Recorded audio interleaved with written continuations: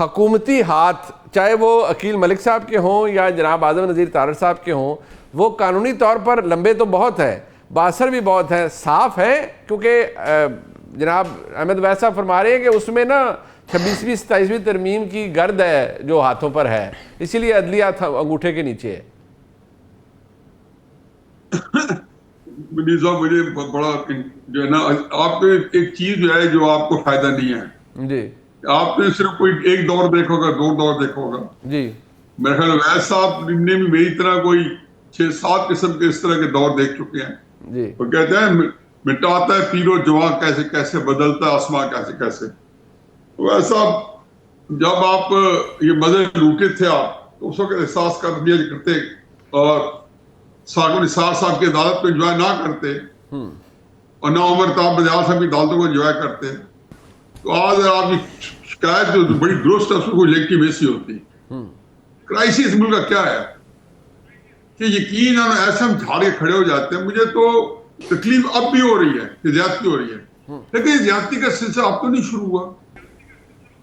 ایک تو صدیاں بیت گئی، اب تو پاکستان کے اندر یہ چیزیں جو ہے ہمارے ایک نارم ہے ان چیزوں۔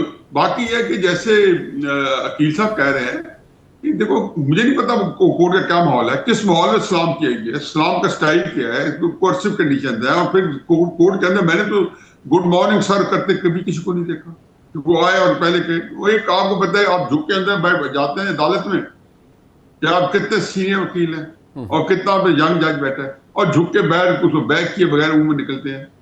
یہ تو اس میں سلام دعا کی تو بات بعد میں آتی ہے، اس سے پہلے تو ہوتے ہیں ابھی بات سنی جائے، اور میرے خیال سنی گئی ہے تحریک انصاف کے لیے جتھا دن ہے، لیکن یہ کہ انصاف ملے گا۔ میں ایک واقعہ سناؤں گا اس کے بعد آپ کو اس کے اوپر۔ اچھا جی چلیں۔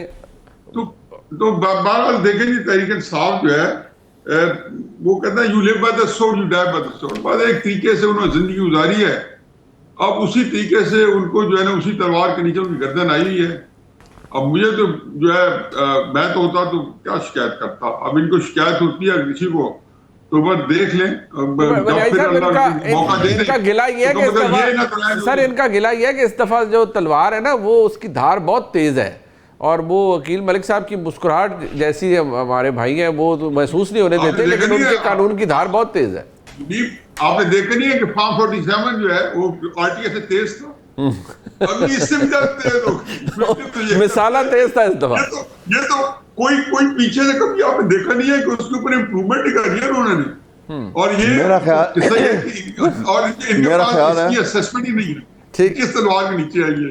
میرا خیال ہے جی منیب صاحب، میرا خیال یہ ہے، میرا خیال ہے کہ تیل نہیں ہے، کند ہے۔ اچھا دھار کند ہے، اچھا اوکے، اس وجہ سے وہ اس مسلسل تکلیف میں ہے، ورنہ ذبح ہو کے ختم ہو جاتے، اس کے نیچے لگے گردن آئی ہو۔ صاحب کہہ رہے ویسے کہ کند ہے اس لیے جو نیچے پڑے ان کو زیادہ تکلیف ہو رہی ہے گردن کٹوانے میں، یہ تو جاتی ہے۔ وہ غالب نے یہ کہا تھا، منیب صاحب بات سنیے، غالب کا بڑا مشہور ایک شعر تھا، ہے تو وہ فارسی کا تھا، انہوں نے کہا کہ بے خود بوقت ذبح تپیدن گناہ من، دانستہ دشنہ تیز نہ کردن گناہ کیست، کہ میں تلوار کے نیچے چھری کے نیچے میری گردن ہے اور اگر میں تڑپوں تو میرا گناہ ہے، لیکن اگر وہ کھنڈی چھری استعمال کرے جو تیزی نہ ہو اور وہ ذبح نہ کر سکے تو پھر گناہ کس کا ہے؟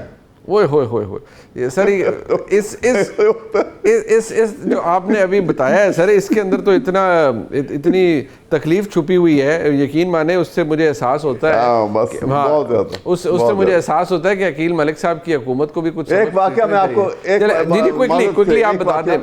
جی ایک بالکل معمولی سا، دیکھیے جب یہ واقعہ ہوا تھا نا، نان کانفیڈنس کا پاس ہو گیا اور پھر عمران خان نے وہ اس کو وہاں پہ یہ سلسلہ ہو گیا، وہ چیلنج ہوا، 5 رکنی بینچ بیٹھا اور اطیاب اندیال صاحب اس کے سربراہ تھے، وہاں پہ انہوں نے اس وقت کورٹ کی پروسیڈنگ سے ہٹ کر شہباز شریف بھی آئے ہوئے تھے وہاں پر اور بلاول صاحب بھی آئے ہوئے تھے، ان کو روسٹرم کے اوپر وہ صرف اس طرح بات کرنا چاہ رہے تھے، انفارمل، دونوں وکیل نہیں تھے جیسے ابھی انہوں نے کی ہے، ٹھیک ہے جی، اور بندیال صاحب نے باقاعدہ ان کی بات پوری سنی اور بڑے کرٹیس طریقے کے ساتھ وہ ان کے ساتھ پیش آئے۔ اچھا، یہ واقعہ آن ریکارڈ ہے، ٹھیک ہے، ٹھیک ٹھیک ٹھیک ٹھیک. تو یہاں مطلب آپ سمجھتے ہیں کہ چیف جسٹس صاحب نے کوئی وسعت القلبی کا مظاہرہ نہیں کیا اسلام کا جواب دے کے, لیکن بس بہرحال اپنا طریقہ کار ہے. منیب گڈ ٹو سی یو کہہ دینا چاہیے تھا, کیا حرج ہے گڈ ٹو سی یو کیا سر اس کی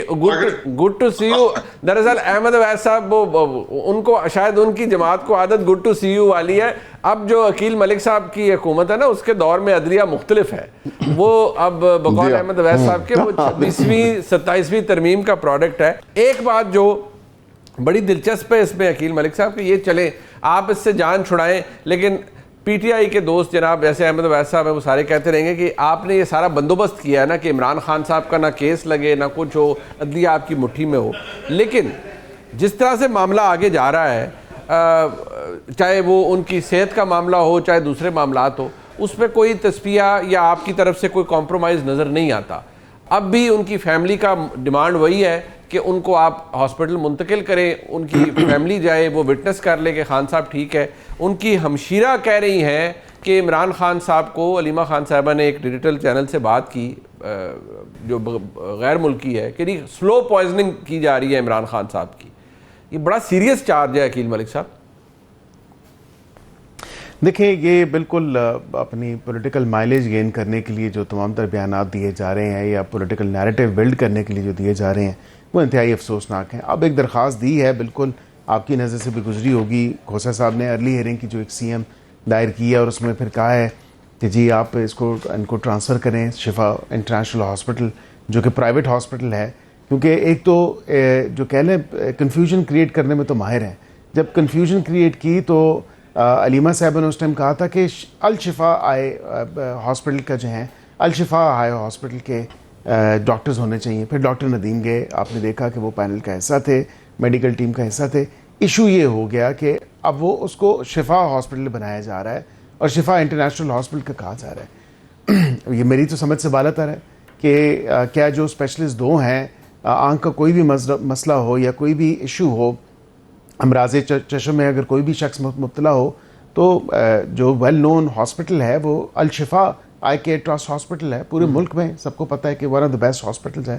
اور اگر وہی ہاسپٹل ان کو نہیں اس سے سیٹسفائیڈ ہیں تو پتہ نہیں کس سے سیٹسفائیڈ ہوں گے. نہیں بٹ آپ پہ چارج یہ نا سر کہ وہ بار بار یہ کہہ رہے ہیں, ان کی بھی ایکسپرٹیز نہیں ہے. سر بار بار آپ سے سوال یہ ہے کہ آپ چھپا کیا رہے ہیں. ان کی ہمشیرہ ٹویٹ کرتی ہیں واٹ آر دے ہائیڈنگ, وہ کیا چھپا رہے ہیں آپ, کیوں نہیں عمران خان صاحب کی ہمشیرہ کو اس سارے معاملے کے اندر شامل کرتے, کیوں ان کو نہیں کرتے. مطلب بشرا بی بی صاحبہ کی بہن ٹویٹ کریں, وہ بھی یہی کہ خان صاحب کی آنکھ سوجی ہوئی ہے, ان کا ویژن ٹھیک نہیں ہے, ان کے مسائل ہیں.